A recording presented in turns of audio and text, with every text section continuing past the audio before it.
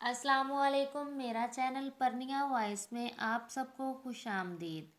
आज की मेरी वीडियो एक दोशीज़ा की पुरअसर कहानी है। वीडियो शुरू होने से पहले मेरा यूट्यूब चैनल को सब्सक्राइब करके बेल नोटिफिकेशन को ऑन कर दें ताकि आपको मिलती रहें तमाम चैनल अपडेट्स।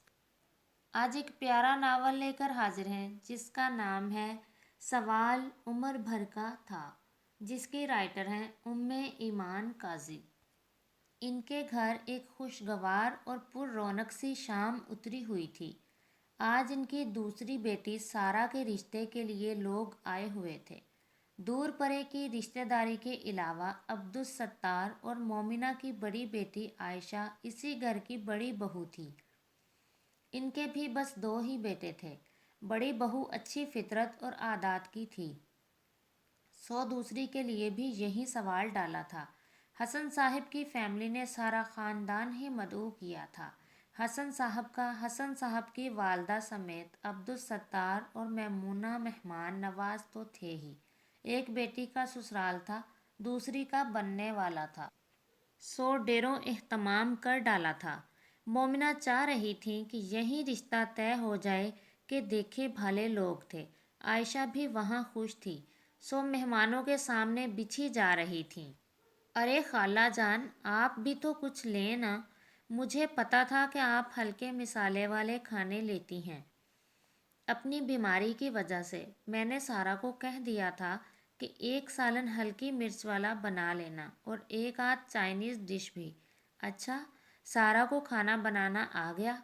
आयशा तो बताती रहती हैं कि सारा को ज़रा भी इंटरेस्ट नहीं है किचन के कामों में।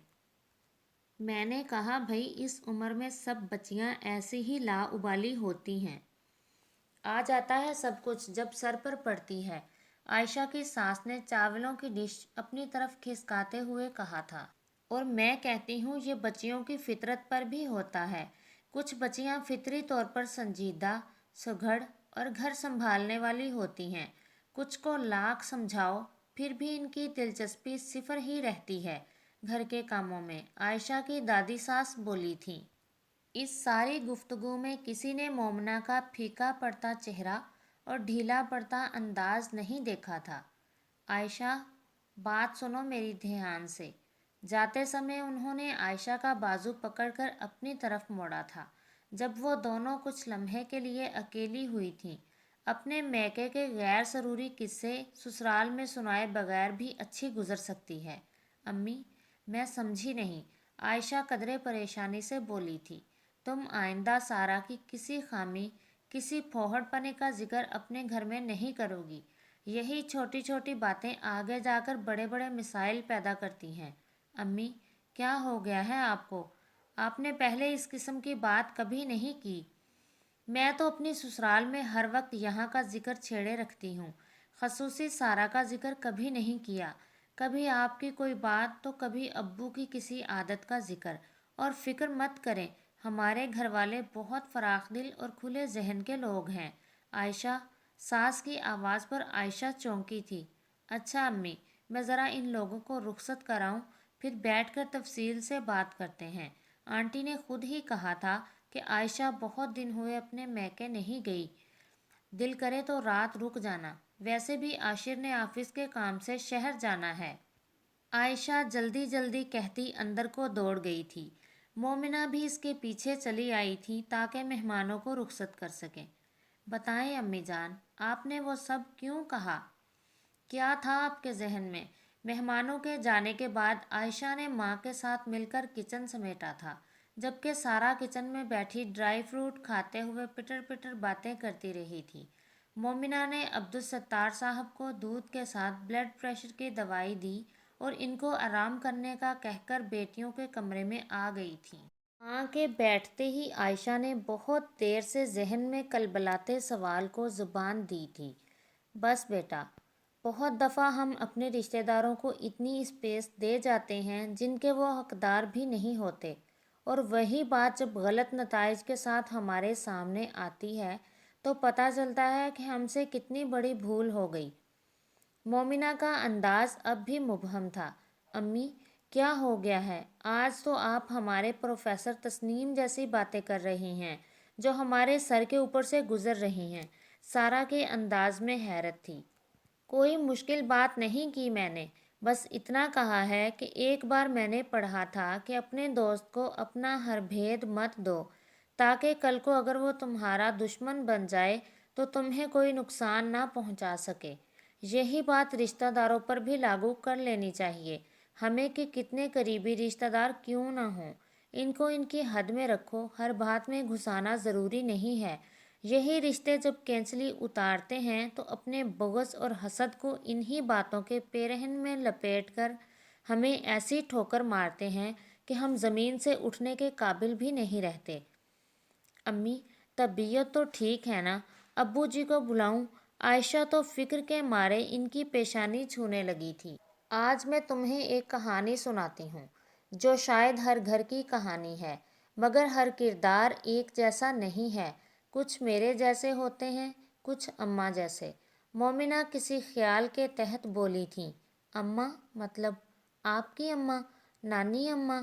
سارا جوش سے کہتے ہوئے مومنہ کے قریب آ گئی، پھر لاڈ سے ان کی گود میں سر رکھ دیا تھا۔ مومنہ کے ہاتھ آہستہ آہستہ اس کے ریشمی بالوں میں سرسرانے لگے اور ذہن کئی برس پیچھے کی طرف سفر کرنے لگا تھا۔ ارے خالہ آپ!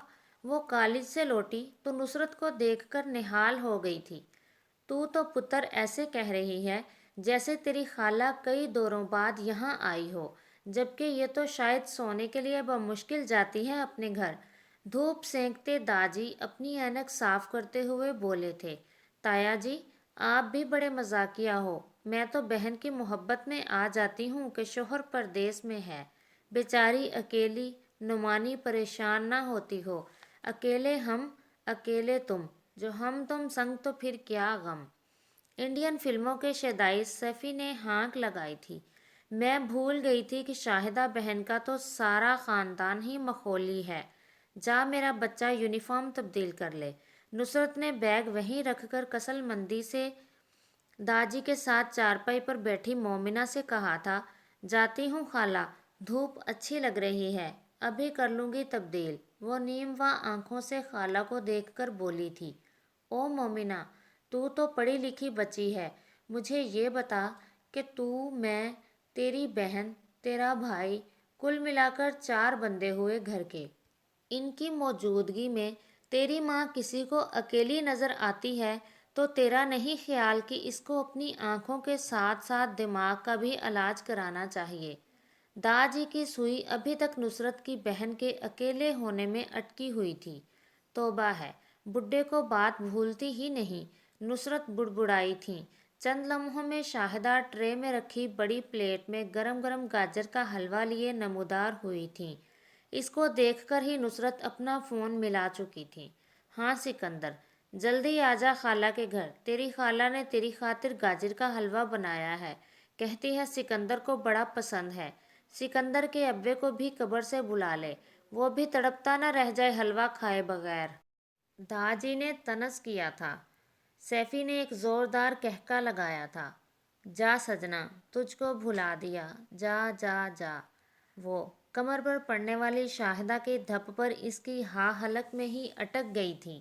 کیا ہے؟ میں تو خالو جی کے دل کی پکار بیان کر رہا تھا، جو وہ قبر میں خالہ کو دنیا کے مزے لیتے دیکھ کر کہہ رہے ہیں۔ کم بخت، کام کا نہ کاج کا، بس زبان چلوا لو جتنی چاہے۔ ایسی نکمی اولاد سے تو بندہ بے اولاد چنگا۔ گاجریں کش کر کے کمر اور ہاتھ جواب دے گئے میرے۔ بڑی ہے تو گرمی میں گرمی گرمی چلاتے پنکھے کے آگے سے ہٹتی نہیں، اور چھوٹی دھوپ میں پڑی سردی سردی کرتے رہتی ہے، اور اس کے بعد کمبل میں جو گھستی ہے صبح کی خبر لاتی ہے۔ ایک وہ افلاطون جو ایک کام کرے گی تو 100 بار جتائے گی، اور پھوپھی کے حضور جب تک حاضری نہ دے دے اسے سکون نہیں ملتا۔ شاہدہ دوسری چارپائی پر بیٹھ کر بولے گئیں۔ حلوے کی پلیٹ آگے رکھ کر حلوہ چھوٹی پلیٹوں میں ڈالنا شروع کر دیا۔ او بی بی، اب ذرا اٹھ کر یہ پلیٹیں سب کو پکڑا دو، یا پلیٹوں کی منت کرو کہ خود چل کر کھانے والوں کے پاس پہنچ جائیں۔ پلیٹوں سے ہی کہہ دو اماں۔ 15 سالہ صفی نے پھر ہانک لگائی تھی۔ شاہدہ نے اسے دور سے ہی گھورا تھا۔ صحیح کہہ رہا ہوں اماں، आपा तो जितनी देर में उठने का सोचेगी हलवा ठंडा हो जाएगा। सफ़ी सहमने की नाकाम एक्टिंग करते हुए बोला था। भाई बहुत नकम्मी औलाद है तुम्हारी शाहिद, मुझे दो, मैं ही मदद करवा दूं तुम्हारी। बहन तुम्हारी ही काम आई आखिर तुम्हारे। नुसरत भारी जस्से समेत उठी और दो प्लेटें ये कहकर अपनी कुर्सी पर रख दी कि एक इनकी, एक सिकंदर की है, बाकी दादाजी, मोमिना और सफ़ी को लाकर पकड़ाईं। सलाम खाला, बड़े हलवे शलवे पकाए हुए हैं। सिकंदर एकदम से अंदर आया था। पुत्र, किसी माई ने या माई के लाल ने तमीज़ भी सिखाई है कि खाला के घर में दस्तक देकर आओ, और अगर दुनदनाते घुस ही आए हो सलामती ही सीधी भेज दो। दादाजी ने मीठा मीठा तनस किया था। सिकंदर शर्मिंदा सी हंसी हंस दिया था। प्लेट उठाकर आज जरा जल्दी कंबल संभाल ले पुत्र, जा अंदर जा। दादाजी ने मोमिना को आहिस्ता से कहा कि इस दुनिया जहां की सुस्त और लापरवाह लड़की को दुपट्टे की खबर नहीं थी, वहीं दादाजी के पास टांगें लटकाए बैठी थी। हाँ हाय ताया जी, कैसी गैरों वाली बात करके मेरा दिल टोटे कर दिया है आपने। सिकंदर कोई गैर है जो दरवाज़ा खटखटा के आए? कई कई रिश्ते हैं इसके इस घर से। मेरा बेटा है, आपकी सगी भतीजी हूँ मैं, शायद भूल गए हो। इस उम्र में वैसे भी बातें कहाँ याद रहती हैं, रिश्ते तो खाक ही याद रहेंगे। फिर इसकी खाला का घर है, और सबसे बढ़कर इस घर का होने वाला दामाद है, दामाद। पहले फ़िक्रे कलस्कर और आखिरी फ़िक्रा फ़ख्रिया अंदाज में कहकर सिकंदर को बाजू से पकड़कर कुर्सी पर तकरीबन गिरा ही दिया था नुसरत ने। नुसरत ठीक कह रही है ताया जी, आप भी कभी कभी वाकई दिल तोड़ने वाली बातें कर देते हो।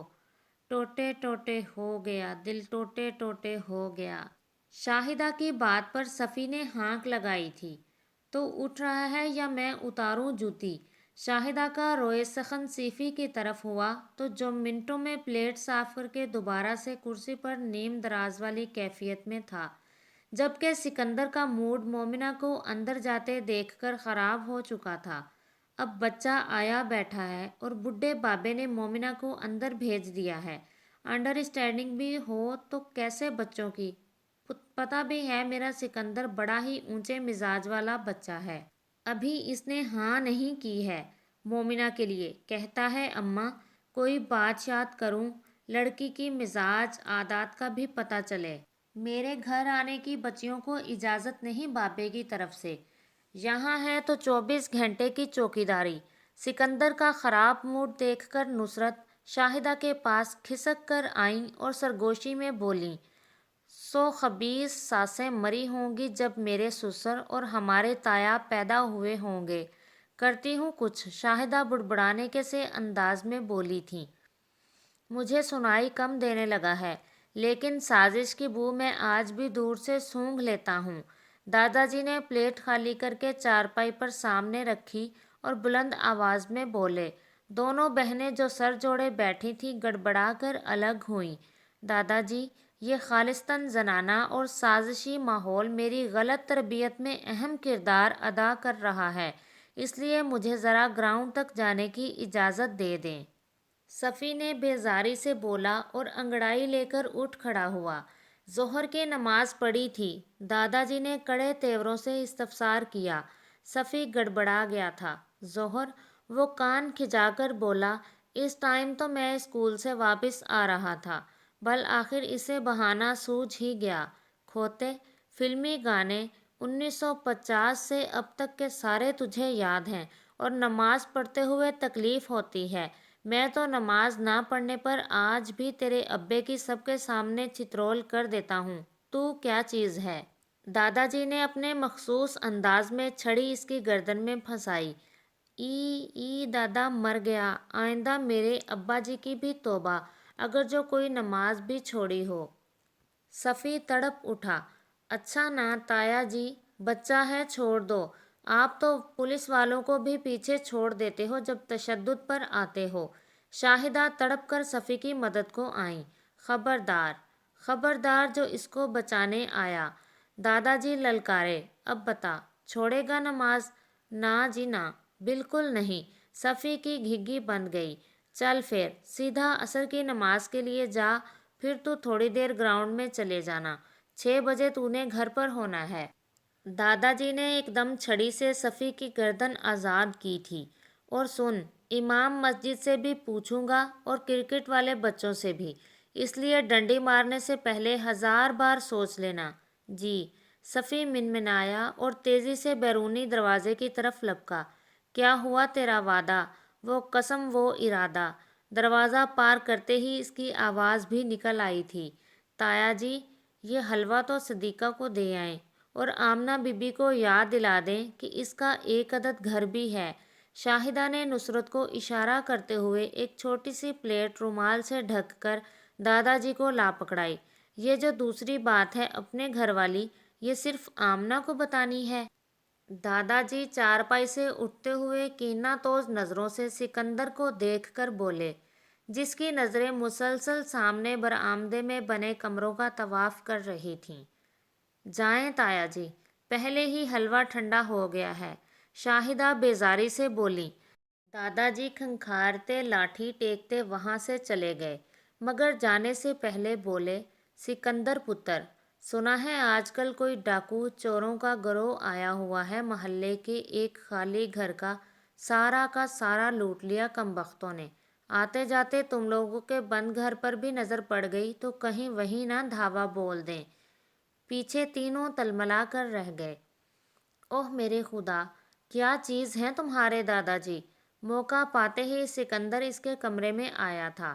مومنہ جو آڑی ترچھی کمبل میں ہی لیٹی تھی، جلدی سے اٹھ بیٹھی، کسی بھی بات کی گہرائی میں کبھی نہ گئی تھی، مگر اس پل سکندر کا اچانک اندر آنا اسے عجیب لگا تھا۔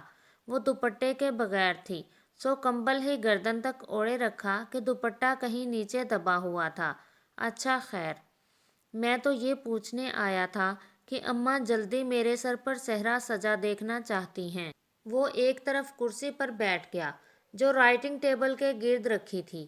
مومنہ اس کی بات پر نظریں جھکا گئی تھی، تو پھر کمرے کا جائزہ لینے کے بعد وہ اس کے چہرے کو نظروں کی گرفت میں لے کر بولا تھا، سکندر کو تو بڑے بڑے لوگ رشتہ دینے کو تیار ہیں، پر کیا کریں کہ ہمیں تم پسند آ گئی ہو۔ سکندر کی بات پر مومنہ کا سارا خون چہرے پر سمٹ آیا تھا اور سر گویا زمین سے جا لگا تھا۔ یارب، تم بھی کچھ کہو گی یا سب کچھ میں نے کہنا ہے؟ اس کے اس قدر شرمانے پر سکندر کے لہجے میں ہلکی سی ناگواری در آئی تھی، جیسے دوسری طرف سے گرم جوش رد عمل چاہتا ہو۔ میں کیا کہوں؟ وہ منمنائی تھی، اور کچھ نہیں تو ہاں یا نہ ہی کہہ دو۔ وہ اس کی بوکھلاہٹ سے محفوظ ہوا تھا۔ جی وہ انگلیاں مروڑتے بولی تھی کہ ابا اور دادا جی کے سوا زندگی میں 2 ہی مردوں سے پالا پڑا تھا، ایک پھپھو کا بیٹا علی، جس کے مزاج کے باعث وہ اس سے خائف ہی رہا کرتی تھی، دوسرا سکندر تھا، جس نے کچھ عرصے سے نگاہیں بدلی تھیں تو لہجہ اور انداز بھی بدل لیا تھا۔ وہ نازک جذبوں سے گندھی کومل احساسات رکھنے والی لڑکی پہلے پہل تو گھبرا گئی تھی، مگر خالہ نے برملا اظہار کیا تھا وہ مومنہ کو ہی بہو بنائیں گی کیونکہ وہ سکندر کو پسند ہے۔ وہ بھی خود بخود اس کی طرف مائل ہو گئی تھی، اور یہ بات تھی کہ معاملہ ابھی تک صرف چند معنی خیز باتوں تک محدود تھا کہ ابا دبئی جاتے ہوئے گھر کی ذمہ داری دادا جی پر ڈال کر گئے تھے، اور دادا جی خود ان کے بے حد لاڈ اٹھاتے تھے، مگر کچھ حدود بھی مقرر کر رکھی تھیں انہوں نے جن پر سختی سے عمل بھی کراتے تھے۔ ان کو خالہ کے گھر کبھی ان کو جانے ہی نہیں دیا تھا، وہاں جانے کی نوبت کم آتی تھی۔ خالو کی وفات کے بعد خالہ جو غم بانٹنے بہن کے پاس آ جاتی تھیں، یہیں کی ہو رہی۔ دادا جی کا ڈر نہ ہوتا تو شاید جو 2-3 پہر گھر جا کر گزارتی تھیں وہ بھی یہیں گزارتیں، آنے بہانے سکندر کو فون کر کے بلا لیتیں، کھانا اگر خود کھاتی تو سکندر کا پیک کرا کے لے جاتی، ابا خرچ کے لیے دادا جی کو الگ پیسے بھیجتے اور شاہدہ کے لیے کچھ رقم الگ ہوتی کہ بیٹیوں کی ماں ہیں، کچھ پس انداز کرتی جائیں۔ یہ اور بات تھی کہ ہر ماہ خالہ کسی نہ کسی ضرورت کے لیے ادھار لے جاتی تھیں، جو آج تک واپس نہ ملا تھا شاہدہ کو۔ سسٹر یہ قسط تو پہنچی اپنے اختتام تک۔ بہت جلد ملتے ہیں انشاءاللہ اگلی قسط کے ساتھ، تب تک کے لیے اللہ حافظ، فی امان اللہ۔